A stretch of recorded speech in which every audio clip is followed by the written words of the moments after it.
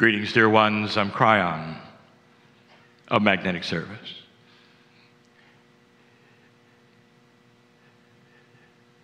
Spirituality meets science, you say.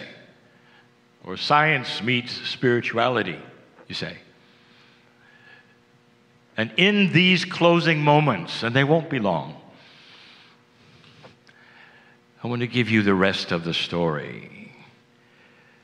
An explanation for some of you that you've been waiting for 29 years. And some of it's science from a channeler. It starts to shake hands in a way you didn't expect. It creates a coherence of consciousness and belief, understanding of something that so many had no idea of. No idea.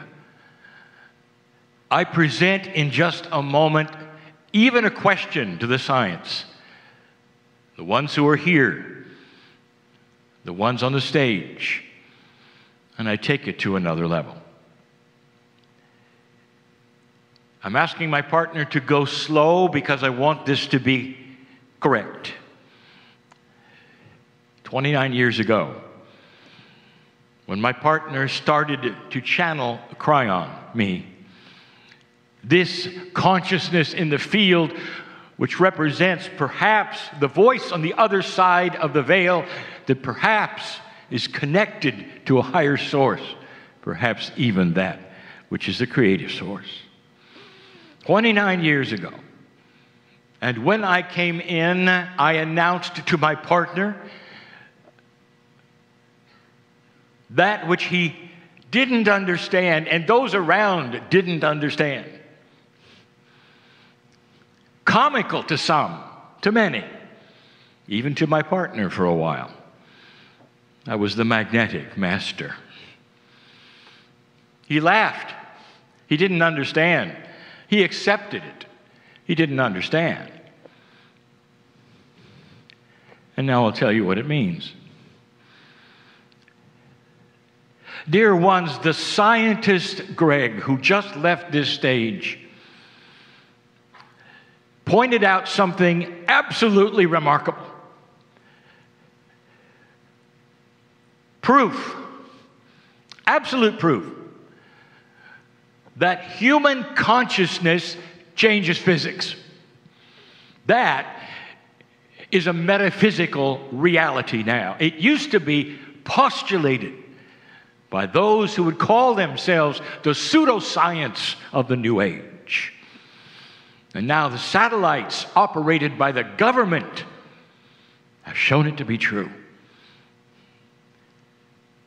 And what was the driving force behind that change in the microtesla measurement of the strength of the magnetic field? And it was compassion at 9/11. So there is an absolute correlation, is there not,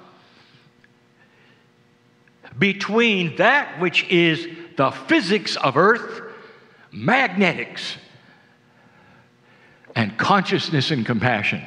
They're linked. They're linked. For the first time you saw it. They're linked. Now follow this logic for a moment. Does it make sense to you, perhaps, that the magnetic grid, therefore, Gaia, therefore, might be a partner with humanity? Does it make sense that perhaps the field itself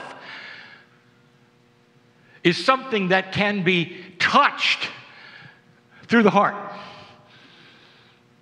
You got it measured with satellites, dear ones. For those of you who doubt the channeling or anything about it, I'm about to give you some facts, and I will explain the magnetic master. When I came in, the first message I gave my partner, the one that was recorded over and over, the one that made the book in 1993, the reason I was here was to adjust the magnetic field. I told you that the magnetics of this earth as measured by a compass, not the strength, the alignment would change more in 10 years than it had in 100. And those who paid attention know it did. It changed. And during those years, you might remember something. Those mammals who would beach themselves constantly, where they never did before. The whales that would go into the surf, where they never did before. And then you find out later that they navigate with their own compasses inside themselves. The magnetite in their very brains is a GPS that they use. And when the grid started to shift and the compasses started to also show it was shifting, even the whales didn't know. How many of you realize and remember that runway numbers in airports are compass headings? Now go do your research. How many of them had to be repainted in the last 29 years? And the answer is most. Most. Because the realignment of the magnetic grid, be careful, my partner. The realignment of north, not the strength, the realignment of north and where it positioned changed the angle of the toroid. If you're into science, if you paid attention in the last hour, I just gave you a secret.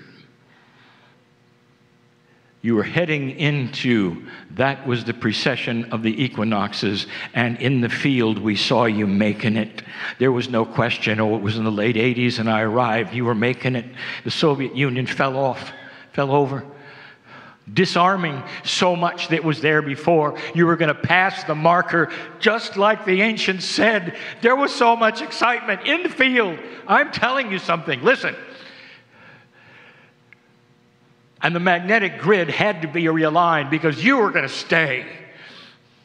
And the realignment caused a correlation between that toroidal shape, and you. And the field started to be a lot more commensurate with what you were going to do with compassion. This is why I came. There will be some who understand what I'm saying and some who don't. I don't know whether those who measure things, like the scientist Greg said, ever thought about the alignment of the toroid and where it was in '89 and where it was in the year 2001. And whether that toroidal alignment would make any difference at all in that which is the marriage in the field between consciousness and physics. It goes both ways, you know. The alignment of the field allows for greater compassion. Now you know why I'm the magnetic master. What does that tell you about what possibility it is that I exist as I exist, or that my message is my message, and what is it if it is true, and if all of this channeling business is real, what does it tell you the message is? And that's the second and last part of this message. It tells you that whatever you want to say about spirit or God or source, whatever you want to say about it, it is paying attention, because it is inside every single human being, and it wants to coordinate everything on this planet so that you'll find it and know it's there, so you'll find it and know it's there. That realignment is so you can see it and work it and get to this place in the hero's journey called peace on earth quicker than you could before, ever before. This alignment is new. No other civilization had this alignment. Now you know who I am. I continue the rest of the story. The scientists can only bring you to a certain place. The best of the best. Smart as they are, they can only bring you to a certain place. It can explain. The charts and the graphs can show the field is real. It exists. It may even be stronger today than ever before. Now that's supposition, but I will tell you it is because of the realignment of the toroid. But they can only bring you to one place, and they can tell you about it. They'll talk to you about the coherence. They'll talk about the strength of the coherence. They'll talk about what the field might be, the timelessness of it. How can you have something all around you that is timeless when you are in a linear time frame? How is that possible? And I'll ask you this: do you believe that God is all around you? Do you believe that there is a multidimensional force, if you want to call it that lives with you, inside you, that you call God or Spirit and knows your name? And the answer is yes. You do. You wouldn't be in the audience otherwise. And so the explanation of the field starts to sound like the explanation of Spirit, doesn't it? Just a little. They only can take you to one place. They talk about the void. What is the void? They want to put you in the void with meditation so that you can at least understand that there is a place you can go to which has love in it. But they can only take you so far. I want to take you the rest of the way. I can do it if you believe it. If you're tapping your toe and hardly wait to go to dinner, this isn't going to work for you. Give me 3-4 minutes, just a few minutes, to try to explain to you what actually is in the void.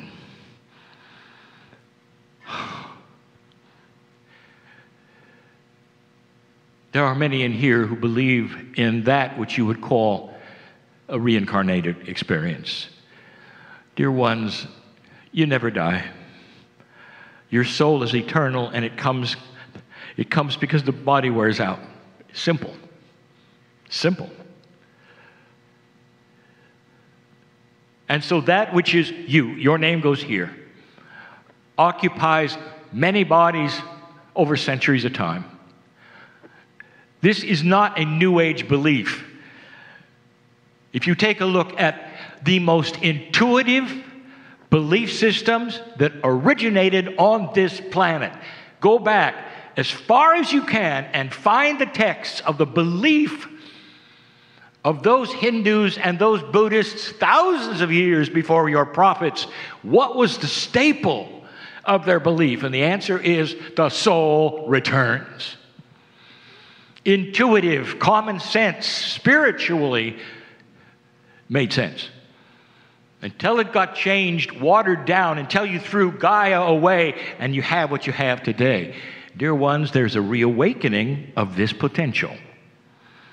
And those who sit and listen right now, most of you understand you've been here before. Turn the page. Were you always one gender? And the answer is no. There is a system of gender shift. It makes sense so that all of you will participate with your Akash in the compassion of the other. So that in this lifetime or others, when you meet and fall in love, you will be able then at some level to relate to the other. And you do. Studies about the masculinity in women or the femininity in men. Fascinating. But that's not where I'm going. What it means is that every single human in this room and listening to this, every one of you has given birth. Every one. And now I want to talk to you about that moment. That moment. A moment that surpasses any moment that a human being can ever have with love and compassion. When the mother first looks at the infant that has just emerged from her, the soul which awakens and takes those breaths, and looks into the eye of the infant, if you could measure it, everything lights up. If you could measure it, the field can be felt by those in the room. They'll never get used to it. Ask those who deliver children. They never get used to it because that is so infectious. Love and compassion of that size. You look into the eyes of the infant for the first time. What do you say? Mom, what could you say? What could you say? Welcome to earth. I'm going to be with you all your life. You're going to say that. It says, I'm going to protect you. I'm going to love you. I'm going to do everything I can to keep you here. There is no measure to this. If you had a love meter, it'd be broken. There's no measure. Now, if you can participate in this just for a moment and go there just for a moment, whether you're male or female, you'll all experience this. Emerging from you, life, put on your chest, open its eyes, and there he or she is. Oh. Now, I want you to double that feeling. I want you to triple that. I want you to square it. I want you to put it on the Richter scale. I want you to logarithmic it. And then you'll know a piece of the love that is in that void. Coming from that which some don't even believe exists, and that is a central creative force that has put you here, not by accident, who knows your name, loves you unconditionally, and knows of your magnificence, and looks into your eyes, waiting for you to open them. Waiting to say, I know you, I'm going to take care of you. I don't want you to be sick. Until your last breath, I'll hold your hand and love you so much that you'll be safe for life. The scientists can't go there. They just aren't allowed to. They're not allowed to go there with the charts and the graphs and all that they have, but I can, you see. I'm a channeler. Lee is a channeler.